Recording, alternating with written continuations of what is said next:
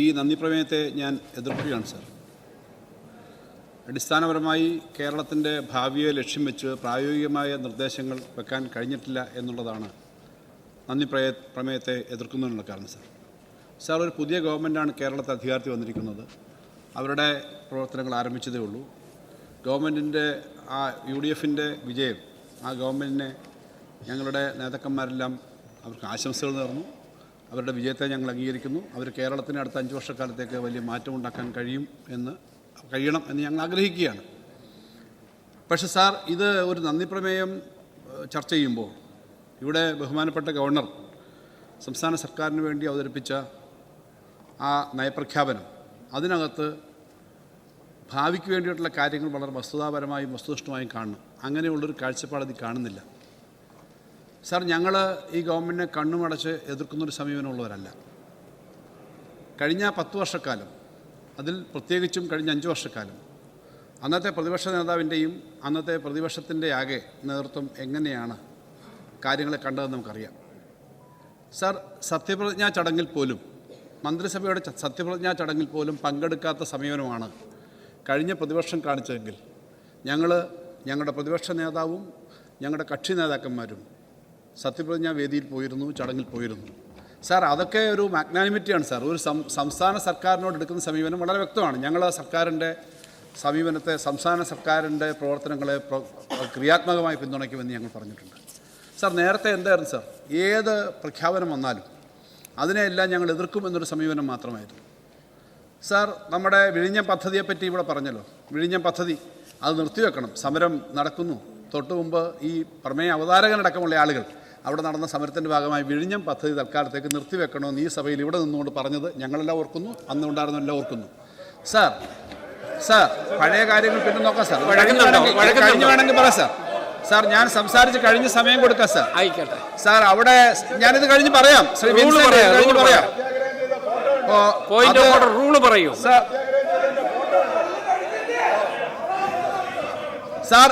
ഞാനിത് കഴിഞ്ഞ് പറയാം സാർ. എന്തായാലും സാർ, വിഴിഞ്ഞത്തിന്റെ മാത്രമല്ല സാർ, വയനാട് തുരങ്കപ്പാത ഞങ്ങൾ എതിർക്കും, കേരയിൽ ഞങ്ങൾ എതിർക്കും സാർ. എല്ലാ കാര്യവും, റോഡ് വികസനം, 4 വരി പാത, 6 വരി പാത ഞങ്ങൾ എതിർക്കുമെന്നല്ലാതെ എന്തെങ്കിലും അന്ന് പ്രതിപക്ഷം പറഞ്ഞിട്ടുണ്ടോ സാർ? ആ പറഞ്ഞ കാര്യത്തിനൊക്കെ ഞങ്ങളേതായാലും ജനങ്ങളെല്ലാം യോജിപ്പിച്ചുകൊണ്ട് തന്നെയാണ് സാർ പ്രവർത്തിച്ചത്. ഇപ്പോൾ ഞങ്ങൾ അങ്ങനൊരു സമീപനമല്ല പറയുന്നത്. എല്ലാ ന്യായമായ കാര്യങ്ങളെയും ഞങ്ങൾ അനുകൂലിക്കും, അല്ലെങ്കിൽ ഞങ്ങൾ അതിനൊന്നും എതിർപ്പ് പറയില്ല സാർ. ആ ഒരു സമീപനമല്ല എന്ന് പറയുമ്പോൾ തന്നെ സാർ, ഈ സർക്കാരിൻ്റെ തുടക്ക ദിവസം മുതൽ ഇങ്ങോട്ടുള്ള കാര്യങ്ങളെ സംബന്ധിച്ച് ജനങ്ങൾക്ക് സംശയം തോന്നിയാൽ നമുക്ക് അതിനെ ചോദ്യം ചെയ്യാൻ പറ്റുമോ സാർ? സാർ, ഈ ഗവൺമെൻറ് അധികാരത്തിൽ വന്നു നല്ല ഭൂരിപക്ഷത്തിലാണ്.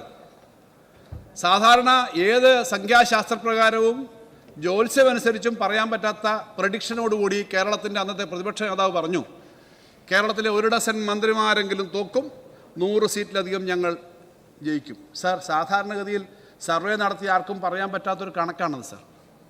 പിന്നീട് ചില കാര്യങ്ങൾ വ്യക്തമായി സാർ. ചിലർ പറഞ്ഞു, കഴിഞ്ഞ 10 വർഷമായി ഞങ്ങൾക്ക് നഷ്ടപ്പെട്ടതെല്ലാം ഞങ്ങൾ ഈ UDF സർക്കാരിലൂടെ വീണ്ടെടുക്കും എന്ന് പറഞ്ഞത് BJPയുടെ മുൻ സംസ്ഥാന അധ്യക്ഷനാണ് സാർ.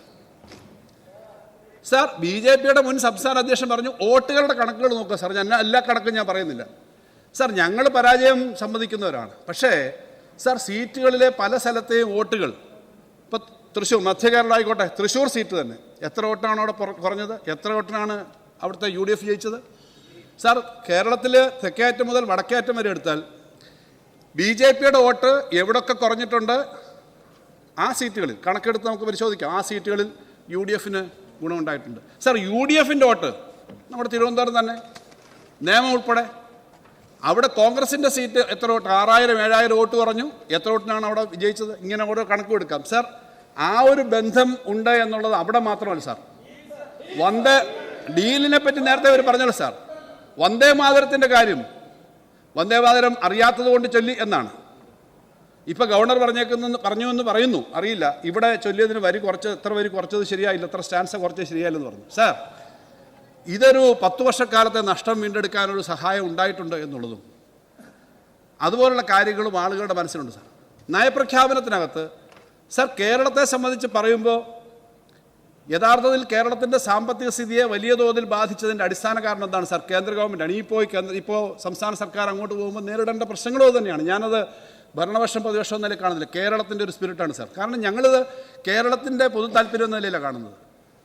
സാർ, ഇപ്പോൾ ഇവിടെ വലിയൊരു വിസ്മയം ഉണ്ടാവുമെന്ന് ബഹുമാനപ്പെട്ട മുഖ്യമന്ത്രി പറഞ്ഞു. വിസ്മയം വരട്ടെ, എന്തായാലും ഒരു എക്സ്പെർട്ട് കമ്മിറ്റി പരിശോധിച്ചുകൊണ്ടിരിക്കുക. വിസ്മയം വരുമ്പോൾ ഏതാ ഈ ധവളപത്രത്തെ സംബന്ധിച്ച്.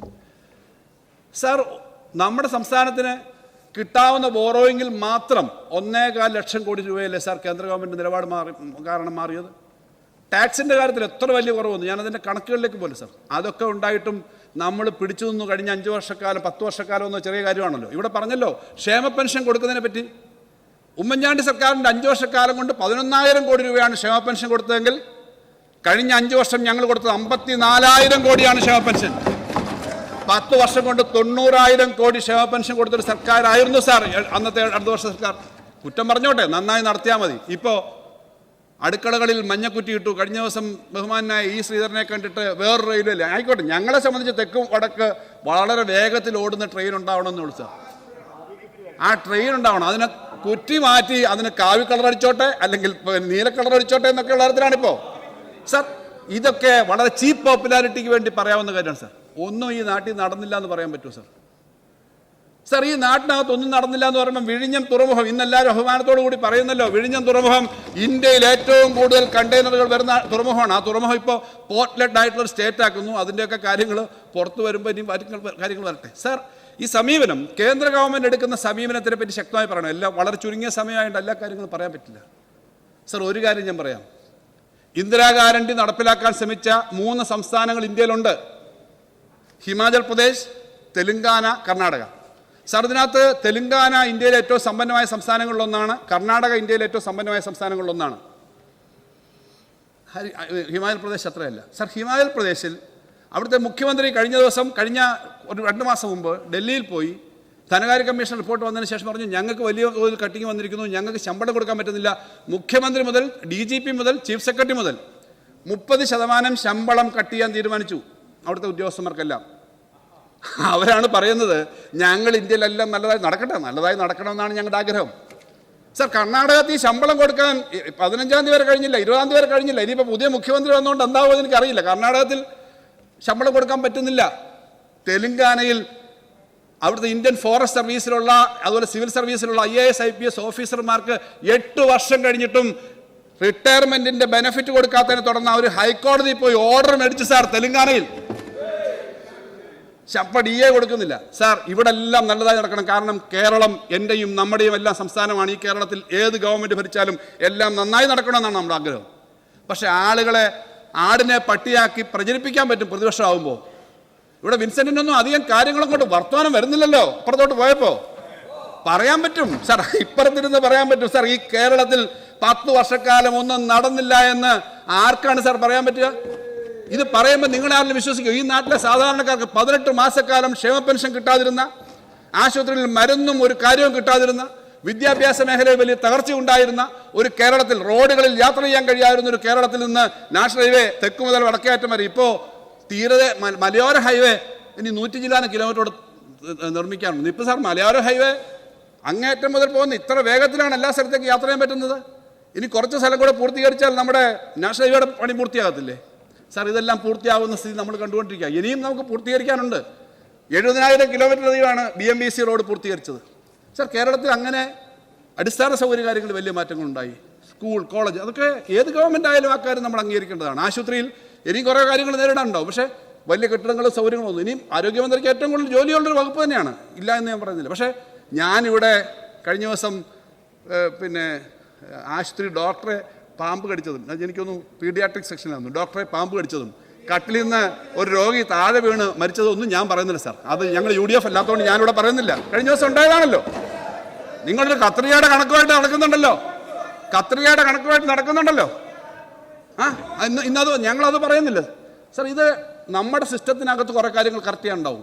ഇതെവിടെങ്കിലും താഴെ ഒരു സോഷ്യൽ മീഡിയ വെച്ച് കേരളമാകെ പ്രചരിപ്പിച്ച് ആ പ്രചരണത്തിൻ്റെ പിന്നാലെ പോയിട്ട് വരും. ഇവിടുത്തെ അടിസ്ഥാന പ്രശ്നം ഈ പ്രശ്നങ്ങൾ എങ്ങനെയാണ് UDF കാണുന്നതെന്നുള്ളതാണ് സാർ. കേരളത്തിലെ ഏറ്റവും സീനിയർ നേതാക്കന്മാരിൽ ഒരാളാണ് CA ആന്റണി. ഞങ്ങളെല്ലാം ബഹുമാനിക്കുന്നുണ്ട്. അദ്ദേഹം രാഷ്ട്രീയമായി ഞങ്ങൾക്കൊക്കെ അദ്ദേഹത്തിനോട് ഞങ്ങൾ എതിർപ്പ് പറയുന്നുണ്ട്. പക്ഷേ അദ്ദേഹം ഈ ഗവൺമെൻറ് ഈ പറഞ്ഞ നിങ്ങൾ പറഞ്ഞ ഇന്ദിരാഗാന്ധി എല്ലാം വന്ന് സത്യപ്രതിജ്ഞ ചെയ്ത ഉടനെ അദ്ദേഹം ഒരു ഉപദേശം കൊടുത്തു.